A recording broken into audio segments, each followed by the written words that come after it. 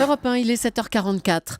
Alors que François Hollande est au Mexique aujourd'hui et demain, une mère divorcée a décidé de pousser un cri du cœur. Ça fait 2 ans et 3 mois qu'elle n'a pas pu voir ses 3 enfants, retenus au Mexique par son ex-mari, un homme politique mexicain puissant.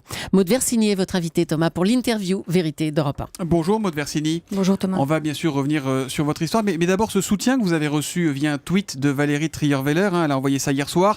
Je soutiens Maud Versini qui n'a pas vu ses 3 enfants depuis 847 jours, retenus par leur père au Mexique, et dont là, la diplomatie doit agir. Alors on entendait dans le journal de 7h30 Antonin André qui disait que ça avait beaucoup contrarié le Quai d'Orsay.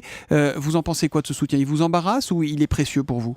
Écoutez, Valérie Trierweiler m'a beaucoup aidée. Elle m'a reçue à 2 reprises à l'Élysée l'année dernière. Elle était très sensible à cette affaire. Elle m'avait dit qu'elle ferait tout pour m'aider. Elle m'avait même dit à l'époque qu'elle essaierait de partir avec François Hollande au Mexique quand il partirait pour son voyage de visite d'État. J'avoue que je suis très, très contente de son soutien et il m'est précieux. Mais au Quai d'Orsay, on n'est pas content. On dit que c'est une affaire privée, qu'il ne faut pas tout mélanger. Je ne pense pas que ce soit une affaire privée. Ça ne l'est plus depuis longtemps. À partir du moment où les juges ont retourné leur veste au Mexique durant mon procès, ces juges qui m'avaient donné raison durant tous mes procès en 2012 et qui subitement en 2013, alors que le dossier n'avait absolument pas été modifié ou changé, ont fini par dire que les enfants devaient rester avec leur père au Mexique, ces juges qui m'ont interdit un droit de visite. Moi, je pense que mes droits sont violés, la Convention de l'Haye est bafouée, et ça n'est plus du tout une affaire privée. Alors quand Valérie Trierweiler dit « la diplomatie doit agir », vous avez le sentiment, vous, qu'aujourd'hui, la diplomatie française n'agit pas, laisse cette affaire de côté ?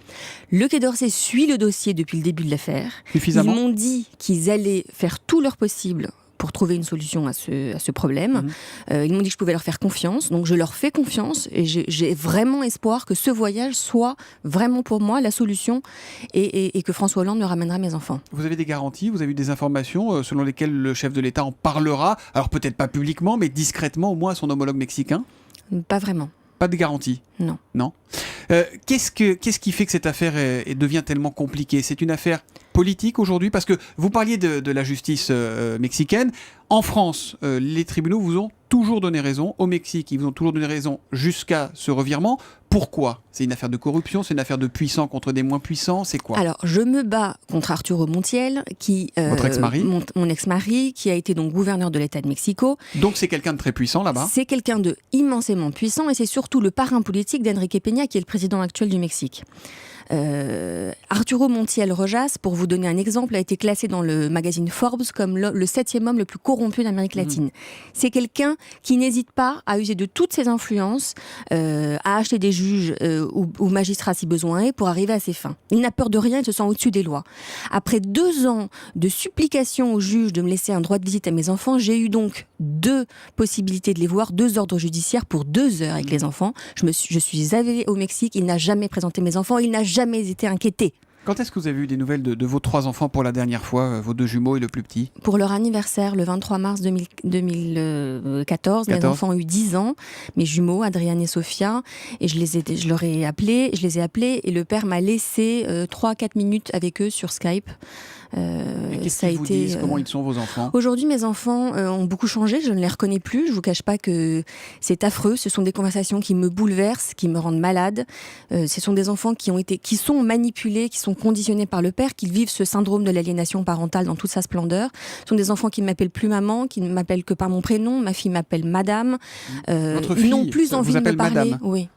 Et vous pensez que ça, c'est parce que on leur bourre la tête, en fait ? Bien entendu, on leur fait du bourrage de crâne, on les convainc que je suis une mauvaise mère, que je suis atroce, que je ne les ai jamais aimés, que je les ai abandonnés. Comment voulez-vous que je me batte contre ça ? Je ne les vois pas, je n'ai pas le droit d'accès, pas le droit de visite. Et aujourd'hui, les enfants ont 10 ans, et au Mexique, à 12 ans, ils pourront choisir là où ils voudront aller vivre.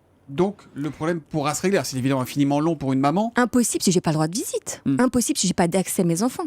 Donc votre ex-mari est en train de faire en sorte que vous deveniez une étrangère pour vos enfants ? Tout à fait, mais c'est ce qu'il fait. C'est ce qu'il fait, c'est ce qu'il souhaite.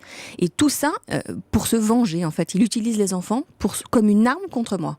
Maud Versini, cette histoire, elle fait penser à une autre, toute proportion gardée. C'est évidemment celle de Florence Cassez, où on avait eu affaire à une justice qui paraissait complètement hors de contrôle et totalement hors des principes même de la justice.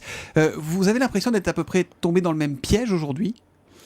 Écoutez, en tout cas, j'ai pas eu cette impression au départ, puisque pendant toute l'année 2012, j'ai gagné tous mes procès. Et j'ai gagné mes procès dans un État, qui est l'État de Mexico, qui est l'État qui a gouverné mon ex-mari, ce qui était pour moi incroyable et invraisemblable.